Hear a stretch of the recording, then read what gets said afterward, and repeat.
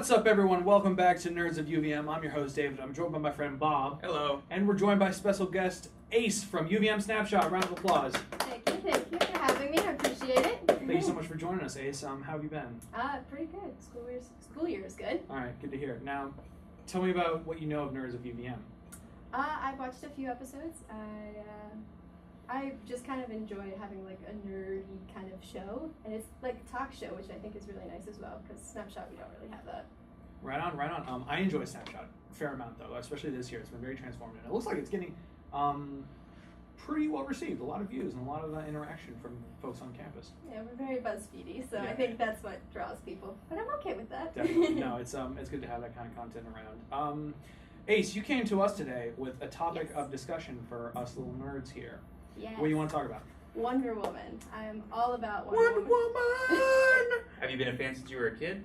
Or have you been a fan for a while? I want to say before the movie came out. I remember going to a comic book store and finding Wonder Woman. It was like a really newer version, so I've gone into the older versions, which is kind of a blast looking at the different graphics and everything. But I enjoy that. I enjoy seeing like humble beginnings to like the very, very like detailed graphic kind of stuff they can do now. It's super cool to see an industry sort of transform over the years. I mean, the same I think goes for like film in a lot of ways, or television, or like even we were just commenting Bionicles as well. Like those have a lot of evolution as well.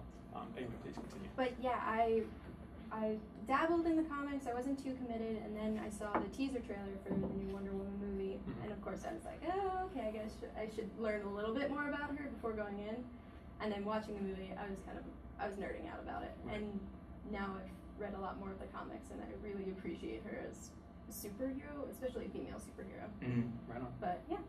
I like in comics in general. I like how I don't know if Marvel does this, but they go Greek mythology like it was actually real.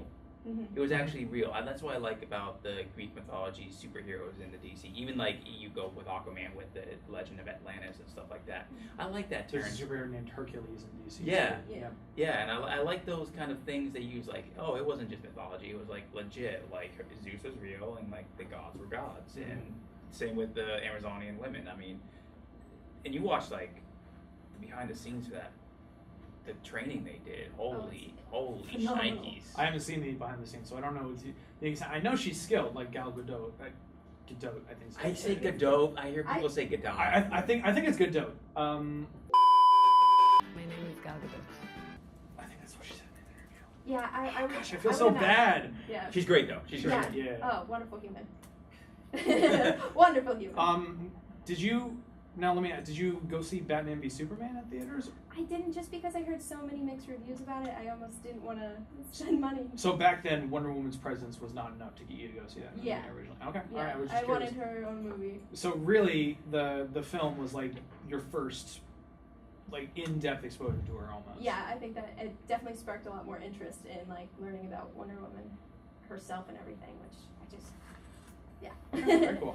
I was, I think, first exposed to her in that original Justice League cartoon. Yeah, I was too, man. Who's the creator of that? Bruce Timm. And I think it's Bruce Timm. Well, he does. No, he's He's the animator. He does Batman's voice, right? No. That is, you're thinking of God, what's his name? He works with Mark Hamill. But Bruce Tim Timm is the animator. Tim Daly did the Superman voice. In the original Justice animated League. series. George Newbern did it. In the Oh, animated he series. did. Okay, But but that's where I got exposed with her too. Is Yeah. The first Justice League series in like 2000, 2001, something like that. It was early 2000s. But then I don't know. I just like the transformations she's gone through too. Just like because That's the truth. like because you also had the Linda Carter stuff in the 70s. Mhm. They could, I mean, in 70s TV show, they couldn't really do much with her, to be honest. I mean, There was a 3-season show though. I mean, yeah, it's I pretty mean, respectable. yeah, like respectable in that sense, but they couldn't really push Wonder Woman to like what she could do. But this movie, like, they They really put their money where their mouth was. Yeah. With, Wonder Woman, which I wrote a review of Wonder Woman for my blog. Y'all can check it out if you want to. I'll make Frederick put a link down Self-promo. below. But I said my end cap was sort of like, look, it was a great Wonder Woman. Honestly, like Wonder Woman should have had at least as many movies as Batman by this point. But it was great that we got it here and now. because that movie has the benefit of learning from all the failures of the past films. Right. So in essence, we don't have like a lot of Wonder Woman movies. We also don't have like bad Wonder Woman movies either, which I think is like a silver lining to it in a lot of ways. Mm-hmm. And what I like about modern Wonder Woman and a lot of stuff, whether it's the movie or the Justice League TV series, is that they play her very minimalist in a lot of ways. Minimalist in terms of like, she's clearly an attractive character, right? And she's got a lot of, but it's never like exhibited to like a ridiculous degree. They do that with a lot of comic book characters. Like I think I get Black, where you're going. like Black Canary, for example. She's attractive, but she's she's played not... as like a sexy figure, like a very Okay. sensual figure. And Wonder Woman can be that, but that's never like what her foundation of her character is. It's always just like I'm this warrior. I am Right. Yeah. I am someone who is here to kick some ass and take some names if that needs to happen. Yeah. That's a good point. If it needs to happen, she's very reserved in the sense of like who she's fighting off. Mm-hmm. And she's also been described as sort of like the perfect amalgamation of Batman and Superman, where she has sort of like the vigilante personality of Batman with the powers of Superman. Oh, okay. I get where you're going with that. Yeah, that's. She's not afraid to kill. No, she isn't. She, I think in the movie she killed the God of War, technically. Yeah. Did that happen officially? Well, she killed. I mean, let's be honest. She killed a lot of Germans in that movie. Yes. A lot of people died in that movie, but I think she essentially did kill Ares, which I think was when he kind of exploded at the end and the whole. I'm pretty sure like, Ares final, is gone. Yeah, whole but fight is scene. war ever gone? That's like my. Yeah, that's I mean, the thing it is too, like though. Greek mythology, which is he's always there, so he Yeah. probably just is in the middle of the earth somewhere, just brewing. All right, very And you good. know, honestly, and for that movie, I did not see that Ares twist coming. I didn't Really? see it. I think I saw a leak, and so I was like, I oh, didn't. yeah. I didn't see the because like I was kind of worried going in because you know that one guy, the one German guy who just took the stuff like to make him strong. Mhm. And like, why are they showing us this now? And then like you see like bits and pieces of like armored guys. So like, oh, maybe he transforms into him a little bit later. But I mean, I didn't see any leaks, so I went in not spoiled on that fact. So I was happy about that. I did. Oops. But I mean, yeah, and Patty Jenkins kicked ass. Great director. Directing that Yeah. movie. Great director. And like, was Zack Snyder as the producer? He has those he always uses like the same trainers, the same stunt crew. So like say what you will about Zack Snyder as a director or whatever, but he knows how to get the stunts and action scenes.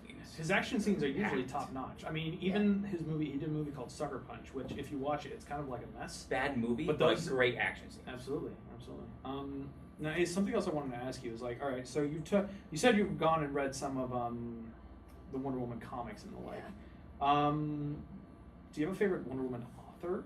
Like, do you pay attention to the names of the authors or I anything don't. like that? I feel like I should at this point now that I've read like a couple versions, but I do enjoy the like first couple of them, just because as a history major, I kind of enjoy looking at the different like artists, like how they view like Japanese people and the Germans and Oh, like with the propaganda yeah, stuff. So- it was straight propaganda because she came out in 1942, I think. One, I One? think. I She think, was yeah, the I'm DC's sure. version of Captain America fighting the Nazis. Right. Which I think they went to World War One in her because I think it would have just been confusing because people don't pay attention to Marvel or DC, to be honest. They're like, wait, where's Captain America? Shouldn't she be fighting with Captain America? So I understand why she went to World War One, but it would have been, I mean, it's always puts the point across like she's fighting fascism, you know, against Nazis, but it still works. It still works. I understand why they changed the World War One though. Yeah, I definitely didn't think about that until rewatching it again, because reading it, you're like, oh, this was supposed to be World War II, and now we're looking at World War One, and it's interesting. So Yeah. you like those initial like when she was first created is what Yeah, So you're William Moulton Marston fan. Oh, okay. Who? I mean, I don't know if you know any of them. I've read a Wonder I- Woman like sort of like biography, so to speak, which is essentially the biography about her creator. Do you know the history of this particular gentleman? I know that there's a movie coming out about him. It's already been out, I think. Oh, it's already out? Of course, the Wonder Women movie. It's Professor based on Professor Marston and the Wonder Women, excuse me. Is Yeah. two women? Yes, Yeah, because it's Marston was like polyamorous, Oh. or not polyamorous, and like he lived in he had a polyamorous relationship, I think is how it's Yeah, he had a known. wife, and then he wanted to bring a third woman in. A second which- A second. Whoa, did I say? Yeah, third? a third person, Whoa, second third woman. person, second woman. Dude, Sorry. slow down. Yeah, ooh, it's a lot to take in. Yeah. Just at once. And then they found this girl who ended up being a lot younger, from my understanding. He was in one of her psychology classes, Yeah. I believe. One of his psychology classes. And that's what I understand. And then a lot of it, and then like, I mean, all three of them were kind of into like BDSM. So that's why like a lot of Wonder Woman like iconography is kind of like linked to BDSM. In a lot of her original comic covers, like you can see her tied up or she's got gags on. Even like her bracers. That's like sort of like, ooh, I'm sorry, Frederick, if I just made that sound. They sort of like allude to like, you know, chains almost. But there's like this awesome dichotomy in those old comics. Cause like she always breaks free herself. Right. Doesn't have anybody come and help her out. She breaks, very similar to what Superman would do in those comics. Not something you would really see in 1940. Well, I mean, I guess that also transfers over to like the my favorite 4 minutes of that movie is when she's crossing no man's land. Yeah. And that like was she a- just like because I think that goes to Highlight of the film. Yeah, I think that goes to her character as well, where she says you know, or what you just said, like she doesn't need anyone. Like Steve tells her, you know, we can't go. This isn't our mission. You know, like not to put Steve down, but like she's gonna do what she thinks is right, and then she just barrels across no man's land and just does her thing. oh my god, that whole it's like that was I got instant goosebumps when that happened. Instant goosebumps. I like literally went back to see it a second time because of that scene.